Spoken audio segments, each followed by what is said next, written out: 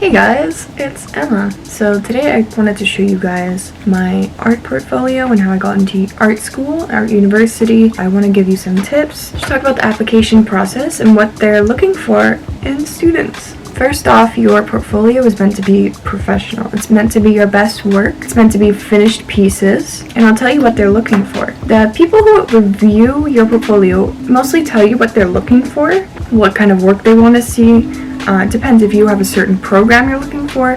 You might want to include more pieces that relate to that. My university, in my experience, the biggest thing was diversity and experimentation. Say you are a painter.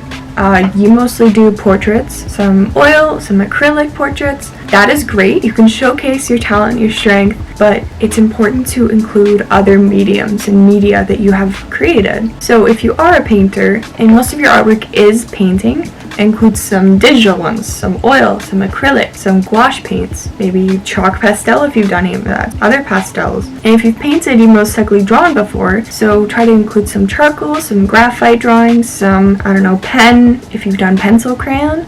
That is good too. It's really just about showing them that you aren't afraid to jump out of your comfort zone, that you can do more than what you know you're good at. There's other things like sculpture. I included some sculpture in mine. I'll go over that soon. Some clay, and here's a big one. If you're into, I know there's a lot of trends like rug making or jewelry making, definitely include some of those works. They want to see risks being made, being taken. They want to see your creative process. And here's another one. If you make songs or you play instruments, you experiment with sound design, maybe sound effects, anything like that, definitely put that into your portfolio. That's a big one. Sound design is huge, and it's often underrated and overlooked. And when they see that you experiment with different things and you excel at these things, then they're interested. It piques their interest. Films. If you do short films, if you've ever made any stories with your friends, I don't know, if you've done cinematography, little shorts, if you've done animations.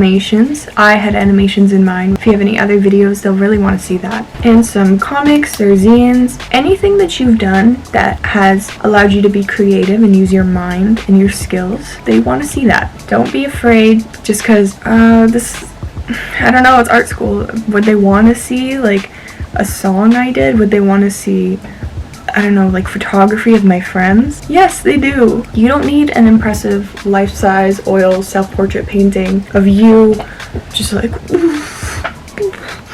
Everyone that sees it is just like, oh my god, that's amazing. You don't need that. You just need to show that you are creative, that you can take risks, that you try out different materials, most importantly, that you have potential to learn. Because you're going into a school to learn, to expand, and create. I did things that I had no idea I was going to do when I went into art school. I went in there thinking that I was just going to do 2D animation, and the first year I would just cruise by, I would get into my program, and then it'd be all good. And turns out I was doing really weird things. I was in a wood shop. I made like a triangular wooden sculpture with like string. It's just, you're going to be doing really weird stuff when you get there.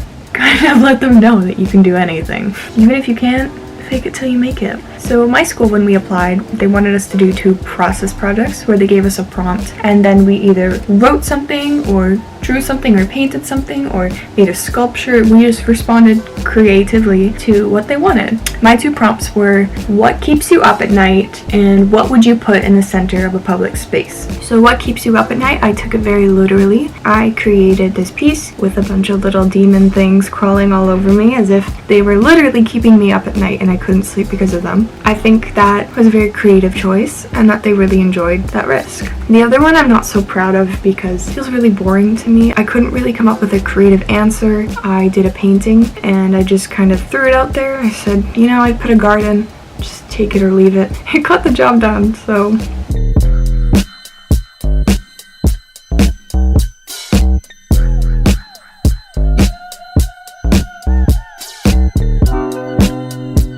Okay, so this is my portfolio.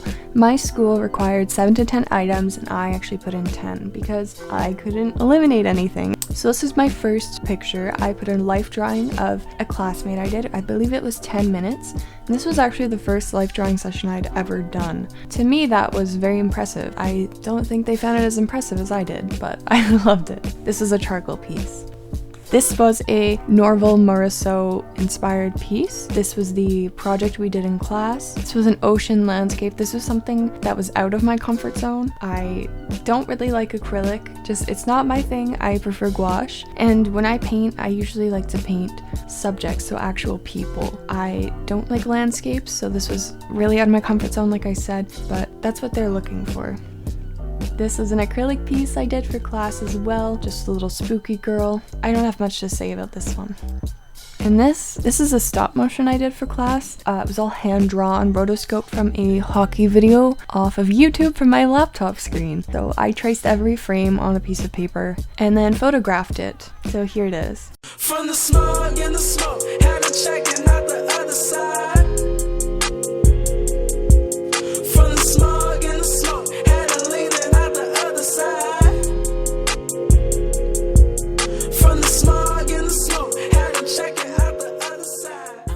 I love animation, and this is what I went into eventually at university. This was my major. When I applied for 2D animation. I told them that that was what I was looking forward to. And that gave them the idea that this was my earliest potential. This video showed a lot of potential. There's a lot of mistakes in it, a lot with the animation, but they saw that I was interested in the subject and I wanted to go forward with it, and they really liked that.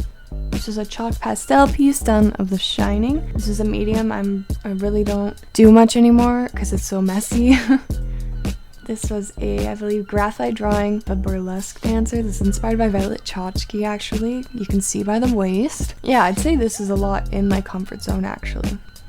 And this is sort of outside of my comfort zone. This was Frank Ocean, a digital painting I did. This was an ink drawing I did. This was giant. This isn't even the whole thing. I lost the actual artwork and I could only use a picture, and this makes me cringe because when you do your portfolio, you want to present it as best as you can. And I can't believe I got accepted with this poor quality. I actually hated this mask, but I knew that they were looking for variety, different mediums, so I put it in. This is from my ceramics class in high school. I think this was a good choice because even though I am not really comfortable with ceramics, they saw that I was willing to make the jump into it. This was a gouache painting I did as well, inspired by Sophie Margolin, and it was actually done on cardboard, which is gross, especially for gouache. I guess I did it, so that's my portfolio. Alright, and some things I want you to avoid is putting in sketches, unless your university asks for sketches, sketchbooks, and your work process, then definitely put those in. You know, I know some places ask for a sketchbook tour. They ask you to bring your sketchbooks and take a look at all of them. My university did not. They asked for 7 to 10 pieces, but I think putting in incomplete work is a little bit unprofessional just because of the industry. Think of it as a job interview. You wouldn't go to an animation studio with, I don't know, 2 minutes of a 5-minute film finished. You wouldn't do that. They want to see the complete work. They want to see you at your best potential. They want to see how much effort you put in, and an unfinished work doesn't show your complete effort. And I would also avoid putting in similar looking works. I know we've talked a lot about this. Putting in the same genre a bunch of times lets them know that you stick to your comfort zone and you don't take risks and you don't experiment. They're looking for experimentation because once you get there, if you're only used to doing the same 5 faces in character design, then you're not going to succeed. You're not going to thrive in that environment. I don't know, I would say you're not ready because it is a competitive environment. It is challenging. You need to be on your best game. But also don't be intimidated. Don't be intimidated. If you are the person who does the same 6 to 1 genre, just experiment. That's what I'm saying. Experiment. That's all you need to do. Good. Anyway, I gotta go because my camera is dying, but thank you for listening. I hope you take some information away from this. I will see you later.